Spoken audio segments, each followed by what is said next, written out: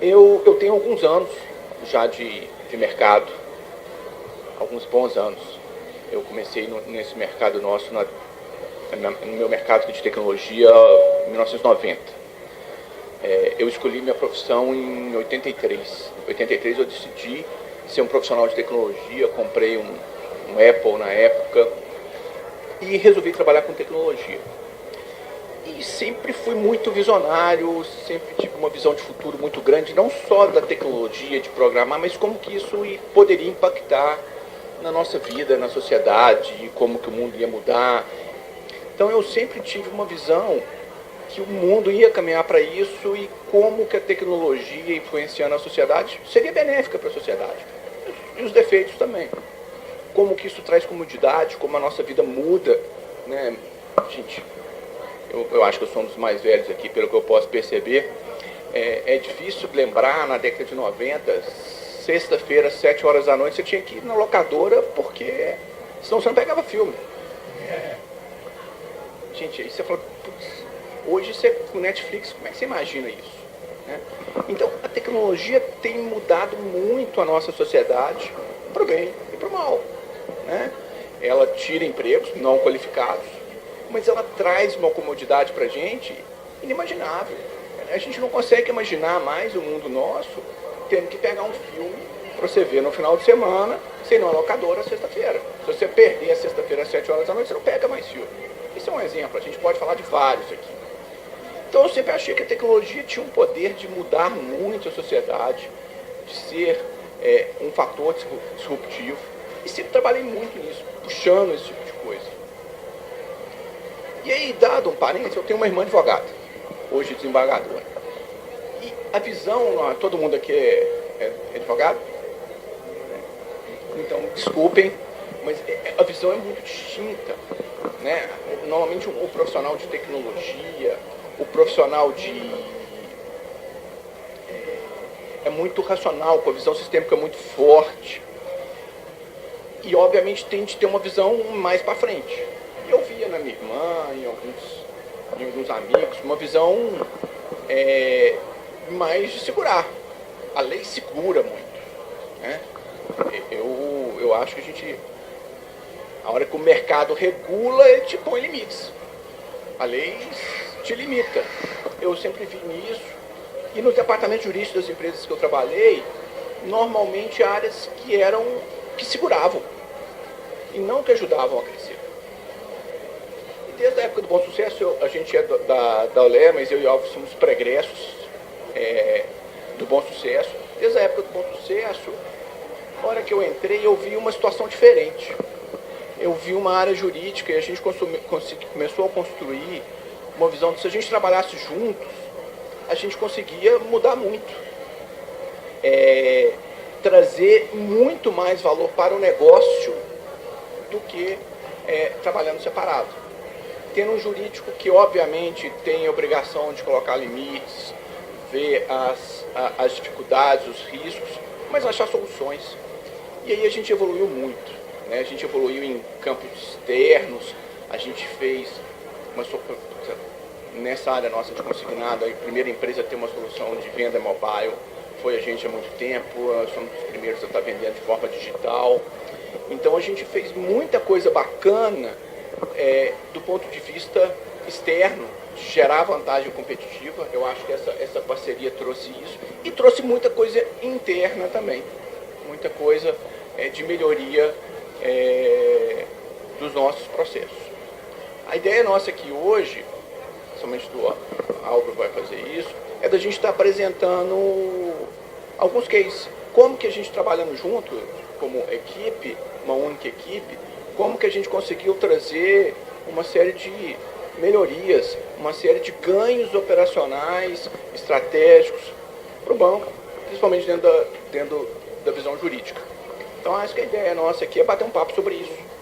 Bom, o Cantelli já falou como é que funciona o nosso modo de trabalho e a parceria que a gente vem construindo. Eu vou apresentar aqui 2 cases, vocês fiquem à vontade para me interromper, fazerem perguntas. Tá? E o que me levou, eu também como o Cantelli falou, eu trabalho no sistema financeiro há algum tempo. Para falar a verdade, já são quase 20 anos de sistema financeiro. E com uma parte muito histórica na gestão de contencioso dentro de banco. E aí a gente tem esse número, esse aqui é relatório do CNJ que acabou de sair, 79,7 milhões de processos em tramitação. Né? Se a gente pensar nisso aqui e pensar que a gente não tem uma forma de solução tecnológica, inteligente, em que a gente vai unir a informação que a gente tem com o resultado que a gente quer, fica muito difícil de se tentar ser artesanal hoje em dia sem uma solução e um braço tecnológico. O número de processos vem aumentando ano a ano e é aquele conceito de caixa d'água. Você não consegue encerrar ao mesmo tempo a mesma quantidade que entra. Eu ia falar isso. Eu fiz, você vai lembrar, o Stanley é meu amigo, você estava naquela palestra que eu fiz no TJ de Minas em 2012?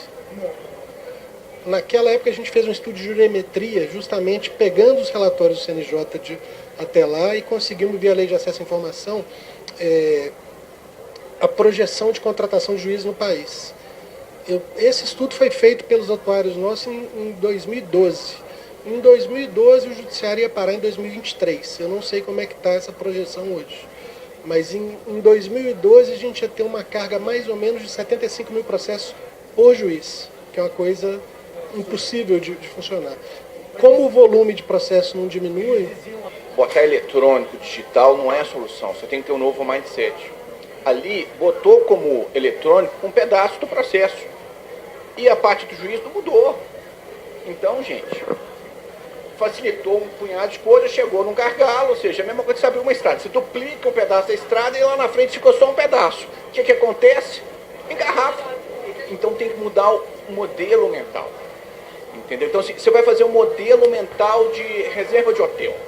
Gente, por que a diária de hotel começa meio-dia, ou começa às 2 e termina meio-dia? Porque quem fez o sistema de reserva de hotel chegou assim, que hora você vai sair? 10 horas. Que hora você vai entrar? Tal horas. A gente já tenta casar essas duas coisas.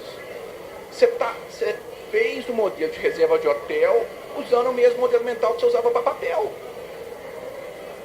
Então, quando a gente fala de digitalizar, de ser digital, tecnológico, informatizar, sistematizar o que for, tem que mudar o modelo mental. Essa é uma mudança. É isso que você vê a diferença do quem mudou. É a mudança de mindset. Quando o Steve Jobs criou isso aqui, ele não fez um telefone novo. Ele fez uma cheia de conceito novo aqui dentro. E mudou a nossa vida. Se ele tivesse feito um telefone novo só... E tentando resumir sua pergunta, os tribunais tiveram ganho do ponto de vista ambiental. Acabou com o papel. Mas do ponto de vista de processo, é isso que o Cantelli falou. Não mudou o mindset. A gente continua. Exato, exatamente. Exatamente. É isso. Só fazer, desculpem a minha palavra agora. Existe em tecnologia você faz quando você vai no sistema, você pega, tem um input, processa e tem um output. Então, quando você faz um sistema, você aumenta a velocidade de processamento. Então, você tem mais input, processa mais e tem mais output. Dependendo do que você fizer, se tem input, vai sair mais merda no final. Se você não mudar a forma que você está fazendo, você vai botar o computador fazendo coisa rápida. Só que você fez o computador fazendo coisa rápida num determinado momento e parou no outro, engargalou. Então vamos entrar aqui para os casos específicos do Olhar. Primeiro que a gente vai falar é uma matriz de risco que nós construímos em conjunto jurídico e tecnologia. E para que a gente fez isso? A gente tem um volume de massa, de contencioso, e a gente precisava ter um caráter decisório mais rápido para poder tomar a decisão de como é que eu vou tratar aquele processo na hora que ele entrava. Né? Então, como é que funciona hoje o nosso modelo? O processo jurídico chega, ele é cadastrado no sistema, e aí nós já construímos um modelo preditivo com base em toda a base histórica de resultado por tipo de ação, região, juiz, comarca, e com base nessas variáveis, a nossa área de TI nos ajudou a criar um algoritmo que vai calcular e vai me falar quantos por cento de possibilidade que eu tenho de ganhar ou de perder aquela ação. E com base nessa matriz, a gente vai parametrizando de acordo com o tempo e com a tática, mas o próprio sistema já me manda o direcionamento para o escritório se esse caso é para fazer acordo ou é para fazer defesa.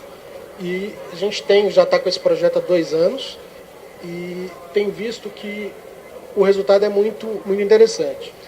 A gente identificou o problema, compreendeu o problema, isso foi um processo que a gente teve que fazer a fundo, e aí uma coleta de dados, a gente conseguiu uma base histórica de 10 anos de informação, de decisões sobre vários tipos de sentença, compreendemos como é que esses dados conversavam entre si e também continuamos de tempos em tempos, né? Ela tem uma revisão bimestral, a gente revê para ver se teve alguma mudança de entendimento na ponta, se aquele julgador que era um problema está na mesma comarca, se ele mudou e o que entrou continua gerando problema. Aplicamos os modelos e entregamos valor e resultado. Esse é um projetinho que a gente gastou 4 meses para construir, com um custo para a empresa de R$100 mil. Estamos com 2 anos já para fechar o ano, estamos até agora com 3,8, mas devemos fechar o ano com um pouco mais de 4 milhões de economia só nesse projeto. Quer comentar, Cacau? Resultado de acordo e resultado de redução do ticket de perda. A gente começou o projeto, a gente tinha um ticket médio de perda de R$ 7.100.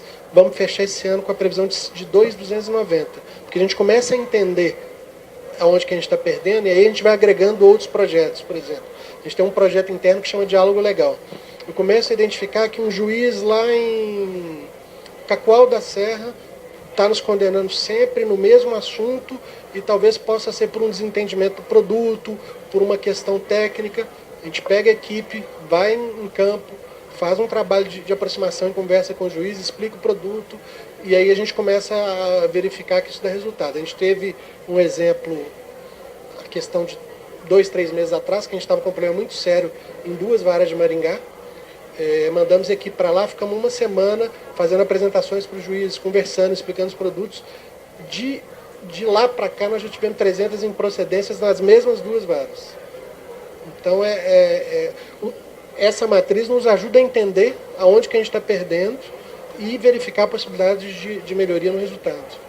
A gente criou uma cartilha explicativa, eu esqueci de trazer. A gente tem uma cartilha em que a gente explica todos os nossos produtos, mas de qualquer forma é visita agendada, a gente marca antes de viajar, porque eu vou ter um custo de deslocamento, então faz todo o fluxo padrão, marca a visita, pede para ter uma hora para audiência e despacho, e aí aproveita, como nesse caso de Maringá eram 2 juízes, mas lá são 13 comarcas, como a equipe já estava indo, visitamos todos os 3 juízes. E aqui a gente mostra como é que é o uso extensivo de dados que a gente fez, histórico, de vários casos, para entender como melhorar. Coisa que às vezes o ser humano ali, você vamos colocar uma equipe de vários advogados olhando, cada um tomando a decisão do esse acordo, esse não é acordo, você põe o sistema, pega um padrão, é óbvio que tem uma avaliação, um acompanhamento, e ele toma uma decisão. Ele toma uma decisão importante. Isso vai para acordo, isso não vai para acordo. Isso hoje foi feito em conjunto, não é tecnologia, é inteligência que foi construída junta, mas veio basicamente da área jurídica para facilitar e traz essa economia. Bom, o próximo caso que a gente vai falar é sobre o nosso case de provisão. A gente teve esse case até eu apresentei outro dia, chegamos a falar naquele evento do FTJU, até fui procurado depois por outras empresas, parece que é uma coisa muito simples e eu até já está tão entronizado isso aqui que para mim já era simples, mas gerou um resultado muito bom para a gente. Por quê? Como é que era o nosso modelo anterior? Todos os escritórios da ponta, de 6 em 6 meses, recebiam lá a carta da auditoria e nos mandavam os relatórios com as provisões em cima dos processos cíveis. O que a gente tinha? Um descompasso de avaliações. Às vezes tinha um escritório que avaliava um processo como perda provável num ticket maior e um caso idêntico, o outro avaliava como perda possível num ticket menor. E isso gerava um trabalho muito grande da equipe interna para ficar tentando equacionar os entendimentos e não dar problema com a auditoria nem nota com a auditoria. Aí, ou seja, basicamente a gente ficava com a olé no centro, recebendo input de dados de fora e tendo que arbitrar esses dados. O retrovisor aqui é só para olhar que a gente construiu isso olhando para o passado, mas para construir a rota para o futuro, né? E aí o que nós mudamos? Da mesma forma, a gente foi aprender o que estava na nossa base, estimar o que era a nossa base histórica de resultado e, a Euler passar a provisionar seus processos de forma científica e de forma assertiva. E, para fazer isso, a gente considerou aquela CPC que me fala que eu tenho que provisionar em remoto, possível e provável. A gente passa aqui na Euler todos os processos, a gente provisiona com perda provável, 100% da base.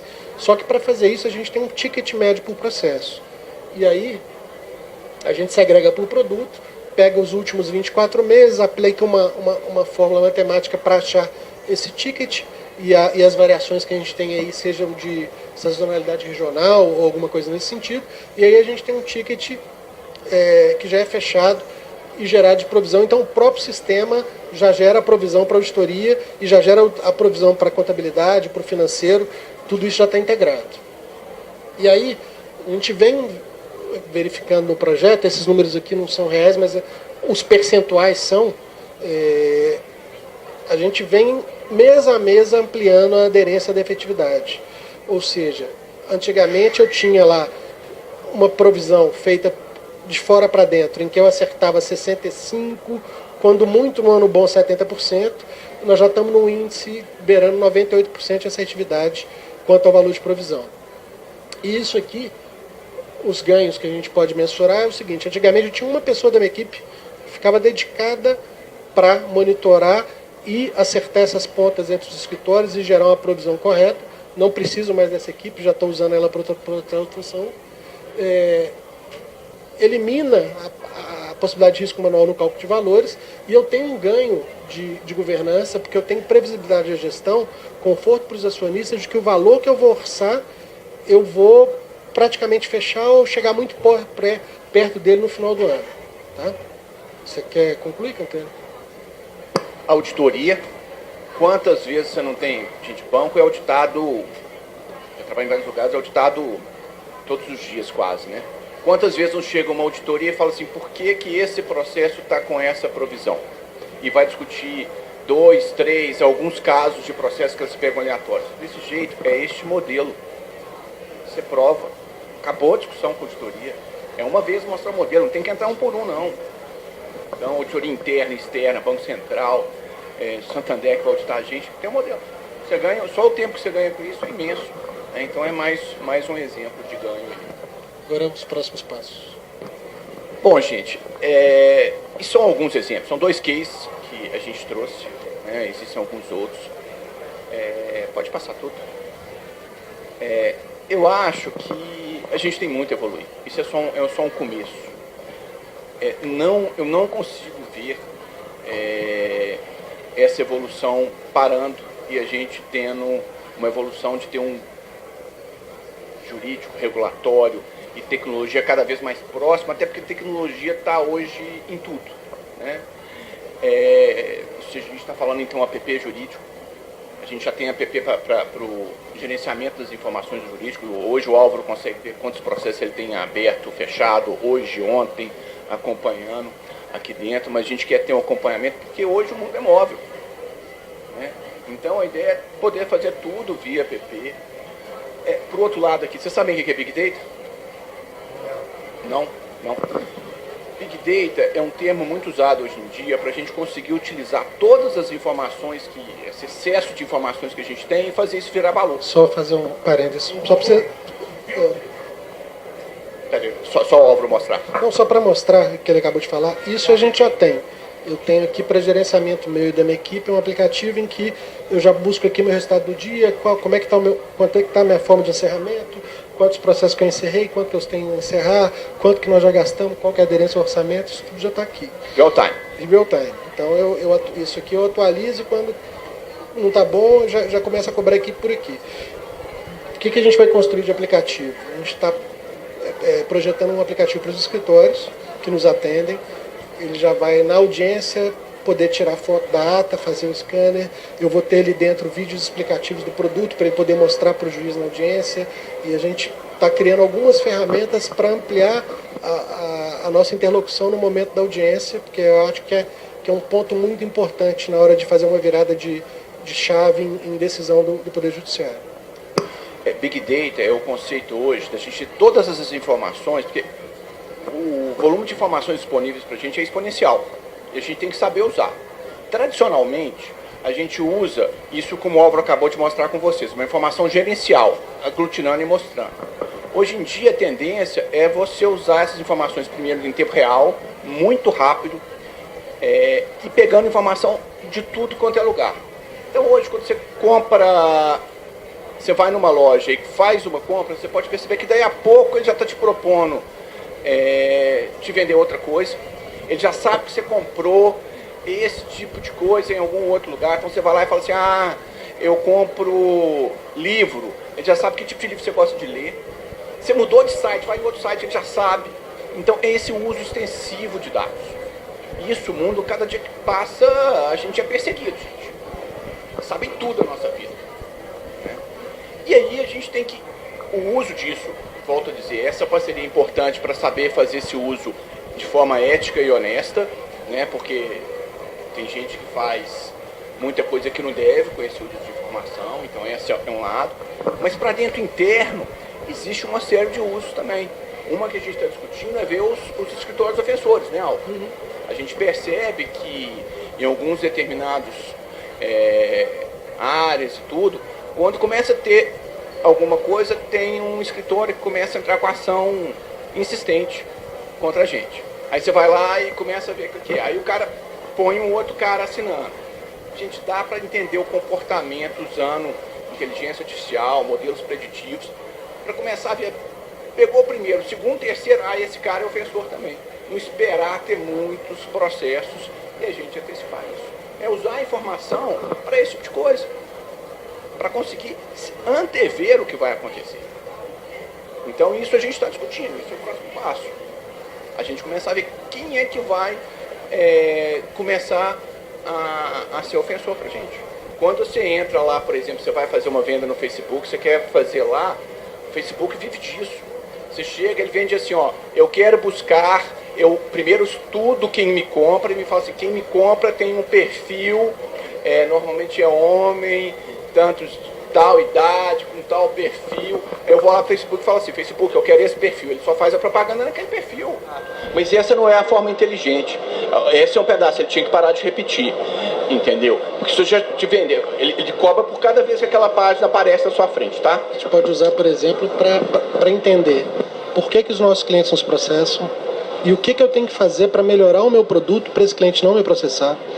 Ou, voltando para o chatbot, esse cliente aqui é o perfil de cliente que pode vir virar processo. Eu vou tentar conversar com ele via mobile, via aplicativo, tentar trazer esse cliente para mais perto antes que ele vire uma ação. Então, na verdade... Não. Tem uma regra lá, não pode ver, tô brincando. Então, o chatbot é algo que você tem um robô usando inteligência artificial que conversa com você. Então, ele está ali conversando com você e aprendendo. O que ele não conseguir resolver, ele deriva para o humano falar. Então, isso é uma tendência, você passar a ter esse tipo de aplicação. Atrás de um chat, óbvio que vai ser conversado também, mas conversar é pior, você tem aquela voz que ainda não dá para ser uma voz humana, mas chat que a gente mais resolve. Em vez de você ter uma pessoa te respondendo, e tem muitos lugares que já é assim, tem um robô. Um robozinho, não é? Um robô que está respondendo, aprendendo, entendendo. A tendência é isso aumentar em muito o uso em vários sentidos. Óbvio, mais uma vez, tem a questão ética. Eu acho que se é um robô te atendendo, você tem que avisar, eu sou um robô. Né? Isso é uma questão ética que deve ser respeitada. Muita gente não faz, mas deveria. Mas com isso, gente, você vai diminuir call center, você vai ter robô atendendo daqui a pouco. E vamos combinar, vai dar desemprego estrutural? Vai. Mas vai melhorar o atendimento e vai mudar? Vai. Isso é história do mundo, desde a linha de montagem de Ford. Ela está trazendo desemprego estrutural e está subindo o nível dos desempregos. Né? Agora, ela dá uma condição de você ter o foco maior no que precisa. Então, o cara está lá, tem primeira entrada dele. Então, você tem um atendente de call center lá que ele fez uma primeira reclamação. Atendente de call center, você não tem gestão, o que ele vai falar? Ele tem um script que ele lê, né? Então, se você pôr um robô, você tem muito mais gestão sobre esse robô, sobre o que ele está atendendo, que ele não vai perder a paciência com o cara, não vai xingar o cara. E ele vai aprendendo, né? Ele vai aprendendo. Ele vai aprendendo. Porque não vai entrar para trabalhista. Mas acho que esse é um ponto, mas não é nem o principal. O robô, juntando com a questão do Big Data também, ele começa a aprender sobre o perfil do cliente. Um atendente que está ali, no outro dia vai ser outro, e é um público que tem uma rotatividade muito grande. É óbvio, você vai falar assim, você vai acabar com o atendimento? Lógico que não. Lógico que não. Mas você vai ter um atendimento qualificado. Por exemplo, qual a última vez que alguém aqui foi numa agência bancária? Ninguém quer ir pegar um caixa, mas tem agência bancária. Você vai na agência bancária para ter um atendimento qualificado. Eu espero ter um atendimento bom e não ficar na fila. Eu quero ligar para ser atendido e a hora que eu for atendido, eu ser atendido. E não, gente, se ligar para a NET, não tem ninguém que quer dar NET não, né? Se ligar para a NET, né, para Oi, para ser atendido, você vai pegar uma fila de espera de um tamanho imenso, não vai conseguir ser atendido, aí depois você vai falar 5 vezes que você quer cancelar, entendeu? E 5 vezes você não vai conseguir cancelar, porque depois não vai. Então, assim, ninguém quer isso. Amanhã você vai ter um aplicativo que você não precisa entender como é que você usa. Você escreve como eu faço isso, ele te explica e faz para você. Essa é a tendência do chatbot. E aí é muito melhor, porque às vezes a gente fica cansado. Como é que eu aprendo a mexer nesse aplicativo, tudo? Nem todo mundo faz fácil. Eu sou um cara que gosta, né? Mas nem todo mundo. E se você estiver escrevendo um chat ali, o cara te ajuda, faz para você, responde e te tira daquele call center, que é uma coisa muito ruim. É o maior empregador do país hoje, os call centers. Mas uma qualidade de atendimento normalmente sofrível. Bom, era isso que a gente tinha para apresentar. E se vocês tiverem alguma pergunta, estamos à disposição. Agradecemos a paciência e a participação de todos. Quer encerrar, Cantelli? Não, acho que era isso. Mais uma vez, estamos abertos também. Isso aqui é um bate-papo, né?